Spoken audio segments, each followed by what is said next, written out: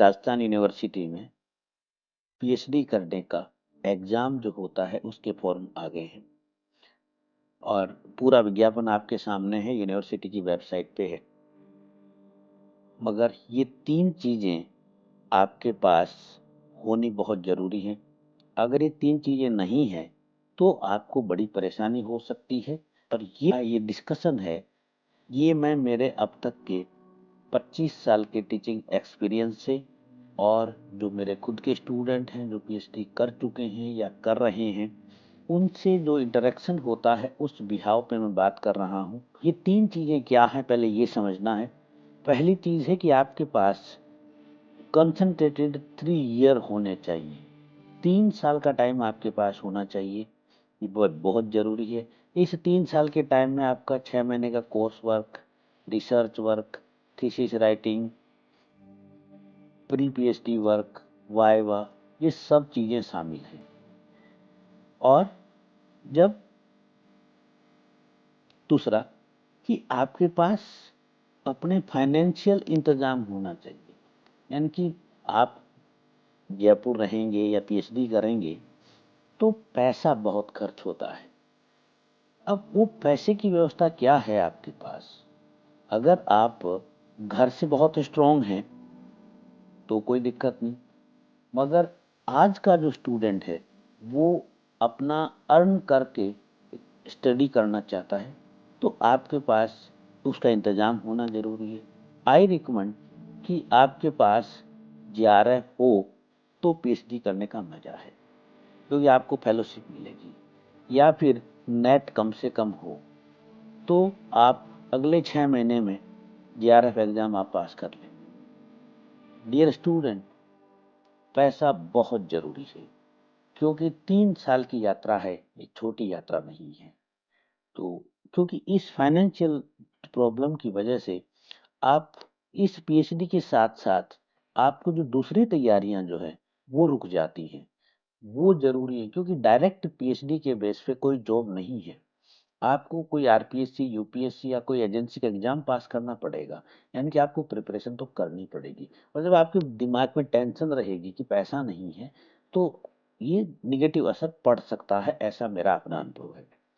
और तीसरी जो इम्पोर्टेंट चीज़ है, मेरा अपना अनुभव है ये कि आप सब्जेक्ट, यानी कि आप जैसे बॉटनी के अंदर आप साइटोलॉजी, जेनेटिक्स, प्लांट ब्रीडिंग, एक पर्टिकुलर आप एक एरिया में रिसर्च करने की एक स्टूडेंट सोचता है, ये सही है, स्वाभाविक है। मगर आज के दौर में मेरा अपना एक्सपीरियंस है कि इस सब्जेक्ट, यानी कि जो आपका सब्जेक्ट है, आपका इंग्लिश है या इंग्लिश के अंदर कोई और है, हिस्ट्री के अंदर, जो भी जिस सब्जेक्ट के अंदर आपके जो सब्जेक्ट हैं, उससे ज़्यादा इम्पोर्टेंट है, यानी कि एरिया ऑफ रिसर्च से ज़्यादा इम्पोर्टेंट है आपका गाइड, यानी कि जो आपके सुपरवाइजर हैं, जो आपके मेंटोर हैं, वो किस टेम्परामेंट के, उनके क्या काम करने का पैटर्न है, उनके यहाँ क्या रिसर्च की फैसिलिटीज़ हैं। यानी कि जो चीज़ें गाइड और सुपरवाइजर से संचालित होने वाली वो ज़्यादा इम्पोर्टेंट है बजाय सब्जेक्ट के। सब्जेक्ट बेशक इम्पोर्टेंट है, मगर सब्जेक्ट से भी ज़्यादा इम्पोर्टेंट ये है, क्योंकि आपको पता है कि एक अच्छा खासा प्रतिशत है जो पीएचडी को छोड़ के जाता है, एक अच्छा खासा प्रतिशत है जो पीएचडी करता है मगर लास्ट तक आते आते नाक तक आ जाता है, कि सोचता है कि यार जैसे तैसे पीछा छूटे, जैसे तैसे कंप्लीट हो। ये हमारे अपने अनुभव हैं। 3 चीज़ों पे आप फोकस रखना प्लीज़, ताकि आप बहुत अच्छे से पीएचडी कर जाएं और पीएचडी के साथ साथ आप सेट भी हो जाएं। नोटिफिकेशन है यूनिराज पीएटी एग्जाम का, और ये फॉर्म आपके 17 तारीख से शुरू हो गए हैं। लास्ट डेट इसकी है अभी 29 जनवरी। यहाँ पे आप देख रहे हैं instruction for filling the form, ये आपको वेबसाइट से मिल जाएंगे, इसको देख लेना है। ये देख लेना, यहाँ पे ये जो फीस है, ये इम्पोर्टेंट डेट्स हैं, ये आप स्क्रीनशॉट लेके रख लें प्लीज़, ध्यान रखिएगा। और लगातार वेबसाइट पे संपर्क में भी रहिएगा, कोई डेट में चेंज होता है, कुछ बदलाव होता है तो आपको काम आएगा। यहाँ पे आप देखिए पेपर पैटर्न, ठीक है। पेपर पैटर्न में आपका देखिए यूनिराज PAT एग्जाम का नाम है।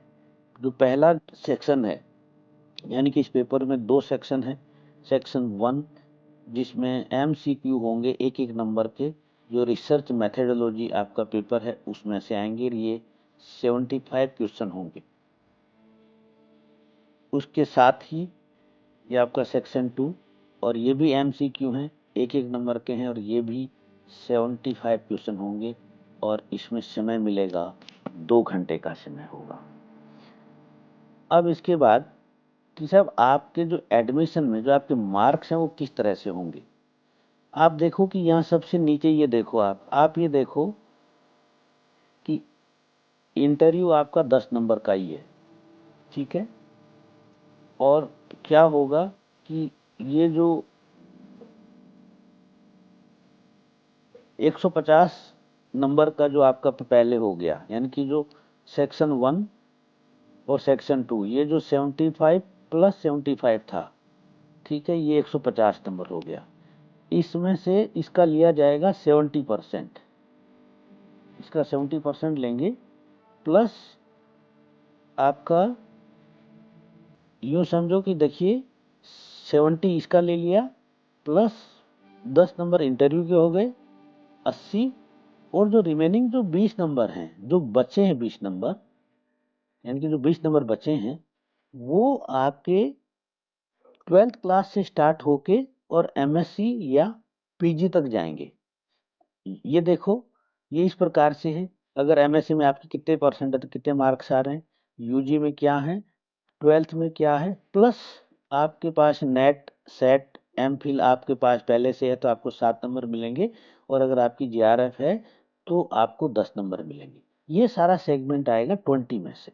ये आपका रिसर्च मेथडोलॉजी का सिलेबस है, ये भी आपकी वेबसाइट पे है, आप वहां से इसको देख सकते हैं। आपका जो सब्जेक्ट आपका जो भी होगा, मैं एग्जांपल के तौर पे बॉटनी ले रहा हूँ, ये बॉटनी का सिलेबस है। इस प्रकार से आपको वहाँ पे मिल जाएगा। आपका वेबसाइट से ही आपको देखना है, सारा काम वेबसाइट से ही होगा, ठीक है। अब एंड में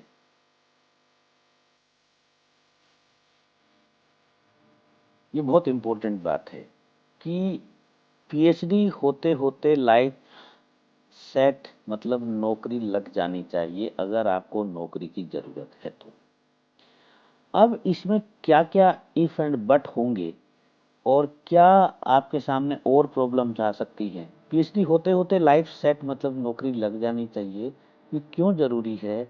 इसलिए जरूरी है कि मालूम है आपको पढ़ते कितना साल हो गए, आप देखो 12 साल 12वीं क्लास तक, 3 साल की आपकी ग्रेजुएशन, 2 साल की आपकी पोस्ट ग्रेजुएशन, कितने हो गए 12, 3 15 और 2 17, करीब करीब आपको 17 प्लस 3 साल के करीब यहाँ लग गए, यानी कि 20 साल हो गए पढ़ते। 20 साल कम नहीं होते, बहुत बड़ा समय होता है 20 साल। उम्र भी आपकी करीब करीब ये मानो कि 24-25 के करीब हो जाती है। तो यहाँ तक आते आते सेट होना बहुत जरूरी होता है। हाँ, इस टॉपिक से जुड़ा आपका कोई भी सवाल है तो आप मुझे कमेंट बॉक्स में पूछ सकते हैं या मुझे मेल कर सकते हैं। और वीडियो अच्छा लगा हो तो गुजारिश की लाइक कीजिएगा, शेयर भी कीजिएगा और चैनल को सब्सक्राइब भी कीजिएगा। Thank you very much.